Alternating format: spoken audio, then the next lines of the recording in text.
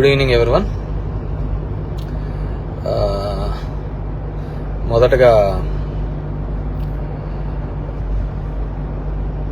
ఈరోజు వైఎస్ఆర్ కాంగ్రెస్ పార్టీ కోసము, నా కోసము పనిచేసిన ప్రతి ఒక్క కార్యకర్త, ప్రతి ఒక్క నాయకుడు, ప్రజలు అందరికీ కూడా పేరు పేరు ధన్యవాదాలు తెలియజేసుకుంటున్నాను.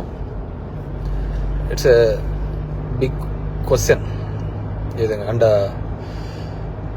గెలిచినటువంటి సత్యకుమార్ కూడా ధన్యవాదాలు తెలియజేసుకుంటున్నాను. Congratulations. It's a big question నాకు, అసలు ఎక్కడ ఏమి చేశాము అని. అంటే ఓవరాల్గా కూడా రాష్ట్ర ప్రభుత్వం కావచ్చు, నేను కావచ్చు, ఎప్పుడు కూడా పేదవాళ్లకు అండగా ఉండాలా, పేదవాళ్లకు తోడుగా ఉండాలని జగన్మోహన్ రెడ్డి గారు ఆలోచించారు. నేను అదే విధంగా ఆలోచించినాం. ఈ 5 years అయితే అసలుకు నేను ఎక్కడన్నా విజయవాడ అలాంటి ప్రాంతాలకు పోయి రాత్రి 2 గంటలకు వచ్చినా కానీ మళ్ళీ పొద్దున్నే 7 గంటలకల్లా లేచి ఇంటింటికి వెళ్ళి తిరగడం జరిగింది. వెల్ఫేర్తో పాటు డెవలప్మెంట్ చేయడం జరిగింది. అన్నీ చేసినాం. కేవలం 2 నెలల్లో వచ్చి అసలు అతను ఎవరో తెలియదు, పాడు తెలియదు. ఎక్కడైనా పోయి మామూలుగా జనరల్గా పోయి కూర్చొని నిలబడినా కానీ ఎవరు జనాలు కనుక్కోలేరు. దీంట్లో మరి ఐ ఫీల్ రియల్లీ సాడ్, బాధ అనిపించేస్తుంది నిజంగా. ఎందుకంటే అరే ఏంది మనం ఇంత కష్టపడి, మగ్గమ్మ వాళ్ళు సూసైడ్ చేసుకుంటే ఎంటబడి భిక్షాటం చేసి డబ్బులు ఇచ్చినాము, నీళ్లు లేక అల్లాడిపోతుంటే తాగునీళ్ళు ఇచ్చినాము, రోడ్లు లేదంటే రోడ్లు ఇచ్చినాము, ఎన్ని కావాలన్నీ చేసినాము. So I feel really very bad. So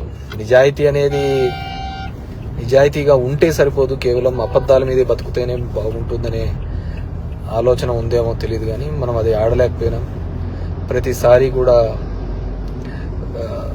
ఇంటికి వచ్చిన ఎవరికే గానే ఇబ్బంది పెట్టకూడదు, న్యాయం చేయాలనే ఒక ఆలోచన ధోరణితోనే పనిచేసుకుంటూ రావడం జరిగింది.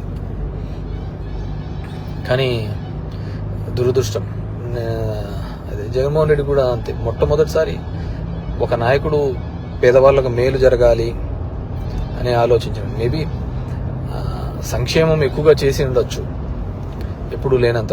అంత మాత్రాన అభివృద్ధి జరగలేదు అనేది మాత్రం అబద్ధమే కదా. మీ గ్రామాల్లో ఉన్న సచివాలయాలు కావచ్చు, హాస్పిటల్స్ కావచ్చు, అసలు అవినీతి లేకుండా జరగడం ఏంది. ఇంతకుముందు ఏ విధంగా ఉండేది, ఇప్పుడు ఏ విధంగా ఉండేది, వాటిని కూడా చూడలేకపోవడము దురదృష్టకరమే అనుకోవాలి. సో ఏదేమైనప్పటికీ కూడా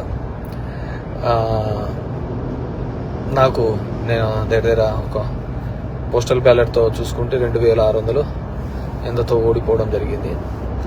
ధర్మవరం పట్టణంలోనే నేను నిరంతరము ఎప్పుడు అందుబాటులోనే ఉంటాను. అయినా కానీ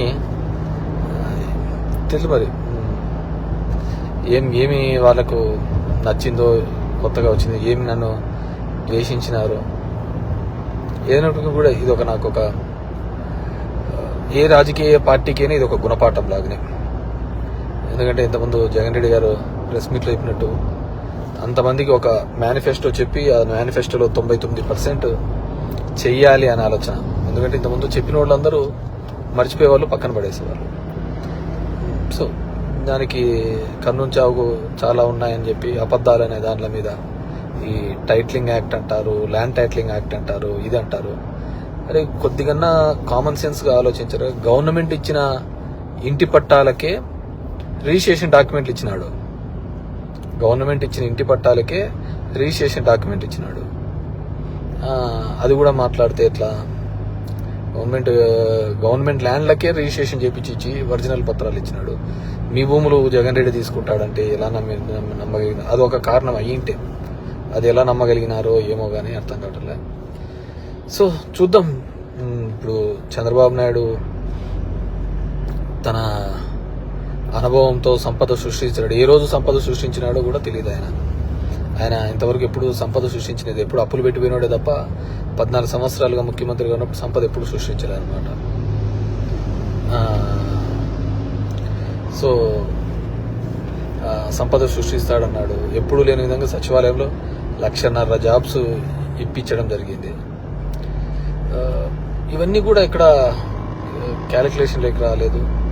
జనం దగ్గరికి సేవలు రావాలి. కరోనా లాంటి క్లిష్టమైన పరిస్థితిలో ఆ కుటుంబానికి తోడుగా ఉన్నాడు. మేబీ మనుషులంటే అలాగే ఉంటారేమో మరి తెలియదు. కానీ ఏదైనప్పటికీ కూడా నా పార్టీ కోసము నిరంతరము కష్టపడిన వైఎస్ఆర్ కాంగ్రెస్ పార్టీ కార్యకర్తలకు, నాయకులకు, నాకు ఓటు వేసి నా ప్రజలకు అందరికీ కూడా పేరు పేరున ధన్యవాదాలు. మా నాయకులకి, కార్యకర్తలకు కూడా ఒకటే చెప్పదలుచుకున్నాను. ఊర్లో చిల్లర అన్నీ కూడా చేస్తూ ఉంటారు. కానీ లెక్క ఎప్పటికీ తప్పదు. లెక్కలు ప్రతి ఒక్కరు ఉంటాయి. కాబట్టి అందరూ కూడా సమన్వయంతో ఉండండి. మనం ఎవరికే కానీ చెడుపు చేసినది లేదు, ఇది లేదు. మన గడప శత్రువు తొక్కినా ఆ శత్రువుకు మంచి చేసేది తప్ప చెడు చేయలేదు అనమాట. సరే, కొన్ని అనివార్య కారణాల వల్ల మనం ఓడిపోయి ఉండొచ్చు. ఏదైనప్పటికీ కూడా నాకు మద్దతుగా నిలబడిన అందరికీ కూడా, ప్రతి ఒక్కరికి కూడా పేరు పేరున ధన్యవాదాలు తెలియజేస్తున్నాను. Thank you.